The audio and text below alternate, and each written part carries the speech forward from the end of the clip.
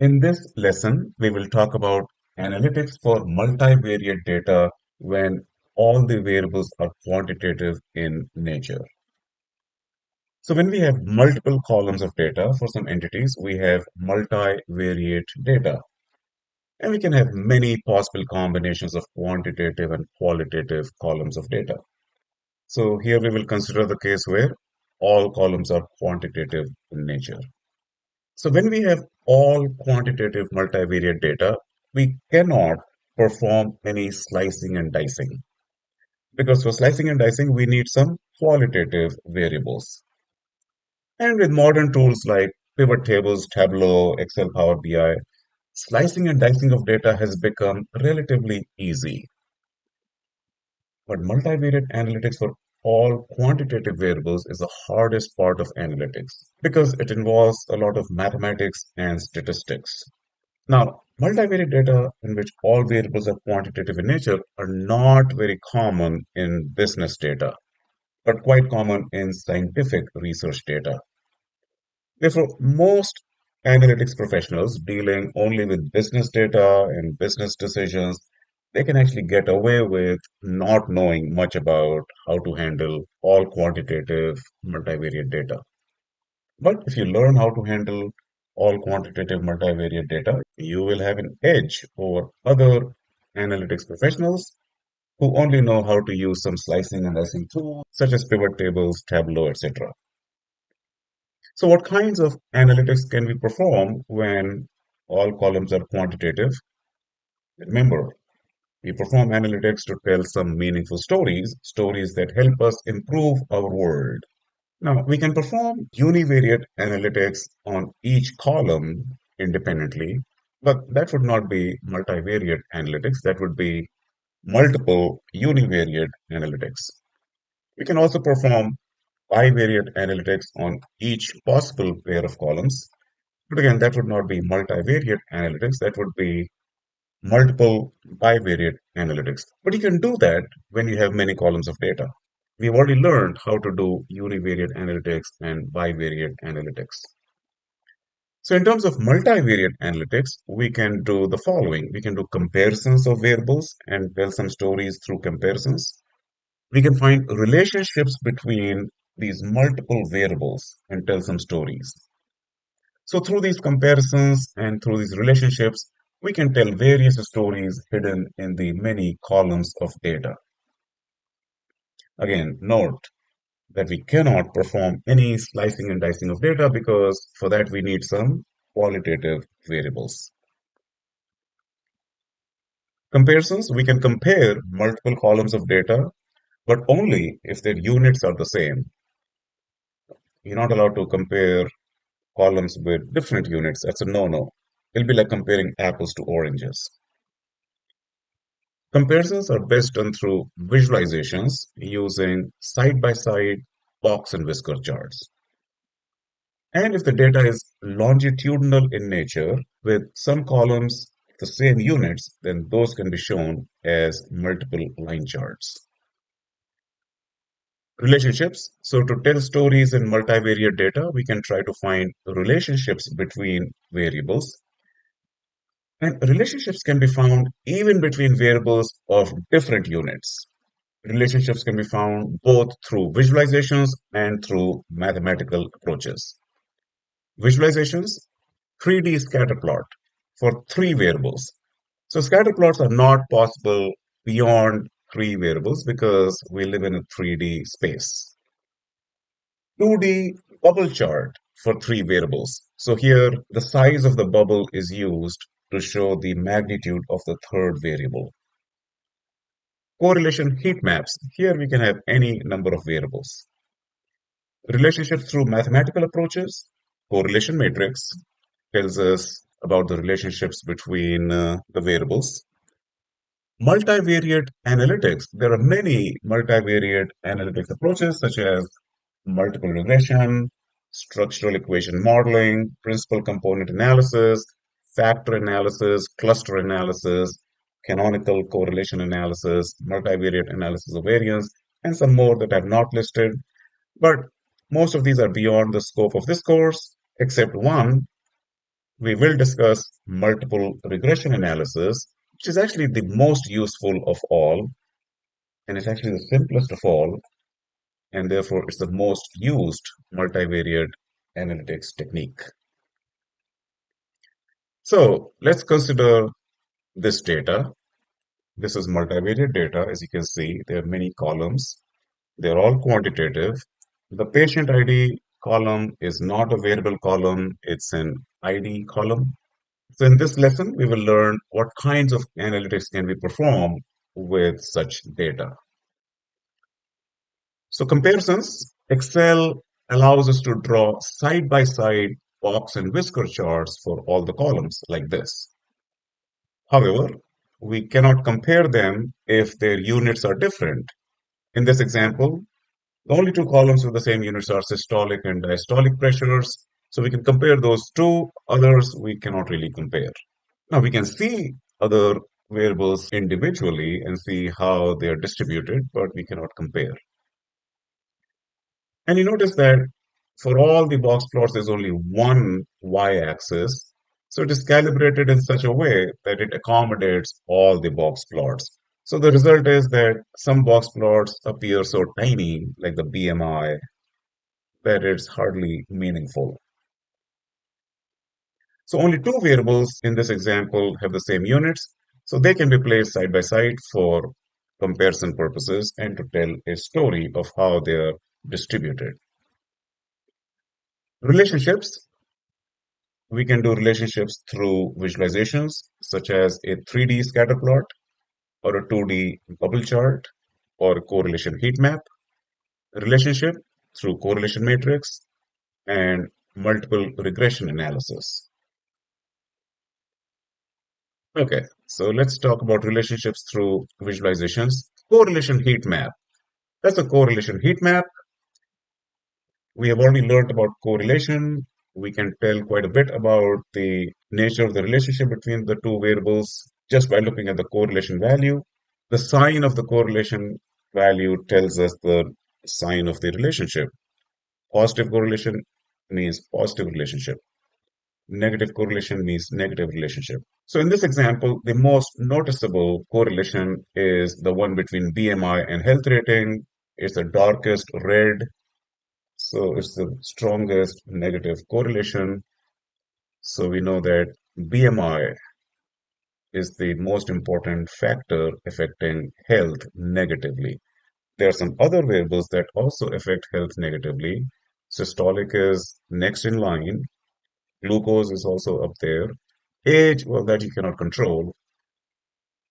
Weight is actually included in BMI. And there are some positive relationships, the ones in green. There are some weak relationships, the ones in yellow.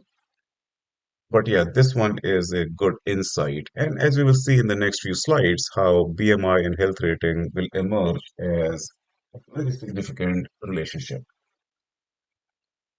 So even without doing any extensive analysis, just by looking at the correlation heat map, we have a good story to tell.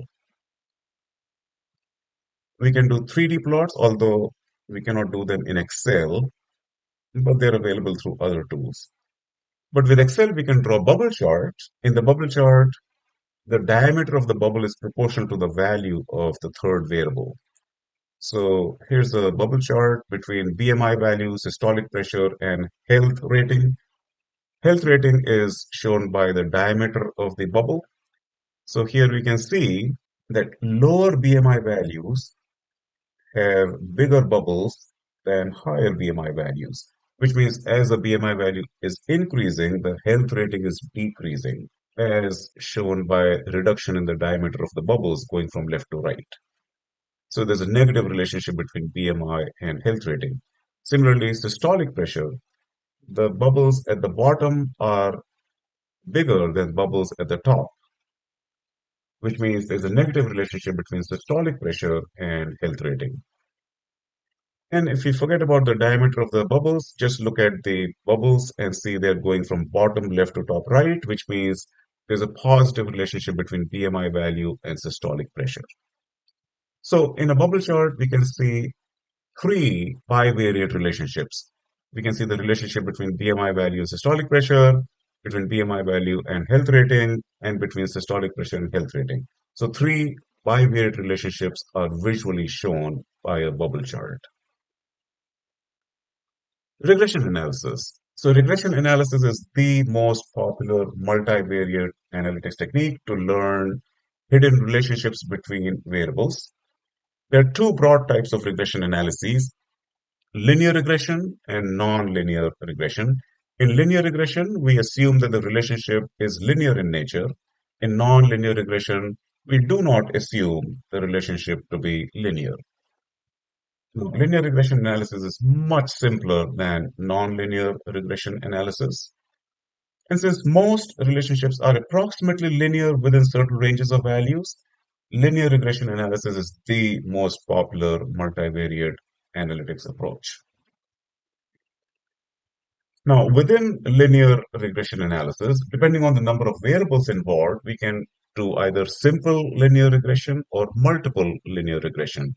In simple linear regression, we have just one independent variable and one dependent variable. In multiple linear regression, we have more than one independent variables and one dependent variable. So simple regression requires two columns of quantitative data. One acts as independent variable, one is dependent. So we can perform exploratory study by performing simple regressions on all possible pairs of columns.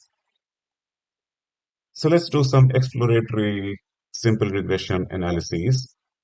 The first one is height versus weight. We'll treat height as the independent variable and weight as the dependent variable. We can draw a scatter plot using Excel and draw a trend line and also display the regression equation. So the regression equation as it is displayed on the chart can be rewritten in terms of the two variables involved in this analysis. So weight in pounds equal to minus 65.397 plus 3.5452 times height in inches. So by looking at the sign of this slope coefficient for height, we can infer that the relationship is positive, and we can see that the line is going from bottom left to top right, which also indicates a positive relationship. By looking at the data points, they are not too close to the trend line, so the relationship can be considered weak. And here's a story that emerges. So this slope coefficient tells quite a story. So as the height increases by an inch, the weight increases by an average of 3.542 pounds. So that's a good story.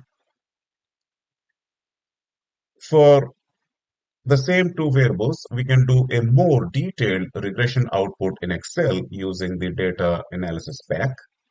So it's a very complex output. We don't need to look at all the values. The ones that I've highlighted are the ones that are more important. So these coefficients give us the regression equation, weight equal to minus 65.3974 plus 3.5462 times height. Then we have the R square value, 0.3516. This implies that 35.16% of the variance in weight can be explained by height. So height contributes 35% towards the variance in weight. And then the last thing we look at is the significance value, 0.0018. If it's less than 0.05, we consider the relationship to be statistically significant. In this case, it is. Let's look at another pair of variables, BMI and health rating. We can draw the scatter plot, we can draw the trend line and display the trend line equation. And from that equation, we can write the regression model in terms of the original variables. And from here, we can see that the relationship is negative because this coefficient has a negative sign. By looking at the scatter plot, we can see that the relationship is quite strong because the points are very close to the trend line.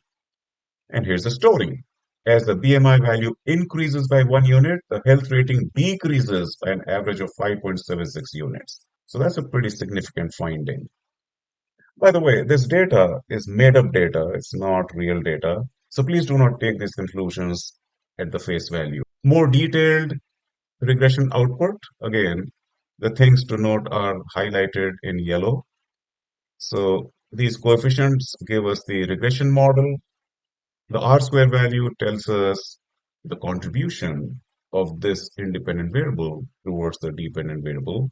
So 88.42% contribution is huge. And it is a very significant relationship because the p-value is extremely small. Let's look at another pair of variables, age and health rating. Here's a scatter plot. Again, the relationship looks negative. Here's the regression model, negative relationship. Weak relationship because the data points are not too close to the trend line. And here's the story. As age increases by 1 year, the health rating decreases by an average of 0.566 units. Here's a more detailed regression output for age versus health. The R square value is 0.3, so 30% of the variance in health rating can be explained by age. The model is pretty significant because the p-value is much less than 0.05, and these coefficients are used to give us the model. Another pair of variables, systolic versus health rating. Here's the scatter plot. Here's the regression model.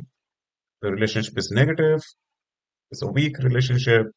And the story is, as the systolic pressure increases by 1 unit, the health rating decreases by an average of 0.413 units. Here's a more detailed regression output. R square value is 43.6%, which is quite good. The model is significant because the p-value is much less than 0.05, and these two values are used to give us the regression model. Diastolic versus health rating. Here's a scatter plot. Here's the regression model, negative relationship, weak relationship, and here's the story. As the diastolic pressure increases by 1 unit, the health rating decreases by an average of 0.442 units. R square value is approximately zero point 0.2, so approximately 20% of the variance in health rating can be explained by diastolic pressure. The model is significant, not very significant compared to other variables that we've seen so far, but still it is because the p-value is less than 0.05. Glucose versus health rating, negative relationship again. Here's the regression model, weak relationship. If glucose value increases by 1 unit, the health rating decreases by an average of 0.5225 units. What's the R square value? 0.2777. So 27.77% of the variance in health rating can be explained by glucose value. And the model is significant. Rest pulse rate versus health rating. So negative relationship, weak relationship. As the rest pulse rate value increases by 1 beat per second, the health rating decreases by an average of 0.3782 units. But is this model statistically significant, and what's the R square value? For that, we get the detailed regression output. The R square value is very small, 0.02. This is the smallest we've seen so far. And the model is not significant because the p-value is not less than 0.05. So there's a story that this factor is not to be taken into account for health rating based on the data that we have, which is made up data. So please do not take these results to heart. Now let's move to multiple regression. We will first consider two independent variables, BMI and systolic, and one dependent variable, health rating. Now we cannot draw a 3D scatter plot, so we will go straight to the detailed regression output. This time the regression output has an extra row because we have two independent variables. So health rating is now given by a longer regression model, one involving two independent variables. So 221.08 minus 5.12 times BMI minus 0.116 times systolic pressure. The R square value is 90.74%, which is great. The p-value is extremely small, so the model is very statistically significant. And each of the two independent variables is significant statistically individually. So what stories can we tell? As the BMI value increases by 1 unit, the health rating decreases by an average of 5.12 units. assuming systolic pressure remains constant. It's important to say that. The other story is as the systolic pressure increases by 1 unit, the health rating decreases by an average of 0.116 units, assuming that the BMI value stays constant. And now let's do multiple regression on 6 independent variables and 1 dependent variable. So we have these 6 independent variables, BMI, age, systolic, diastolic, glucose, and breast pulse rate. We have not looked at height and weight because height and weight are part of the BMI value. So when we run this multiple regression, we get this model. So health rating is now given by this long equation, 230.195 minus 5.076 times BMI minus 0.028 times age minus 0.101 times systolic plus 0.019 times diastolic minus 0.02 times glucose minus 0.137 times rest pulse rate. The R-square value is 91.16%, which is great. So 91.16% of the variance in health rating is explained by these 6 factors. The p-value is extremely small, so the entire model is statistically significant. However, individually, only BMI is statistically significant because the p-value is close to 0. Others are not significant. So what are the stories? As BMI value increases by 1 unit, the health rating decreases by an average of 5.07 units, assuming all other factors remain constant. That's important to say. And this story is significant because this p-value is very small. Another story, as the age increases by 1 year, health rating decreases by an average of 0.028 units, assuming all other factors remain constant. And this story is not very significant because the p-value for age is 0.78, which is not very small value. So we have similar other stories for every factor, but only the first one is significant, others are not significant, but the overall model is significant. So through a series of exploratory simple regression analysis, bivariate regression analysis, and multivariate regression analyses, which is what we did, interesting, valuable insights can be gained about relationships between variables. And these insights can be used to make decisions about which independent variables to control to gain the best possible desired outcome. So in the example we discussed above, we can recommend that the patient must focus on bringing down their BMI value if they want to improve their health rating because BMI had the largest and most statistically significant impact on health.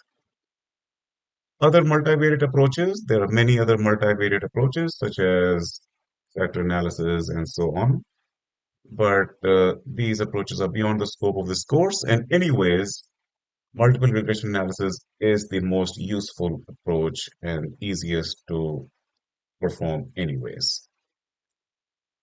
So this concludes the lesson on multivariate analytics where all columns are quantitative in nature.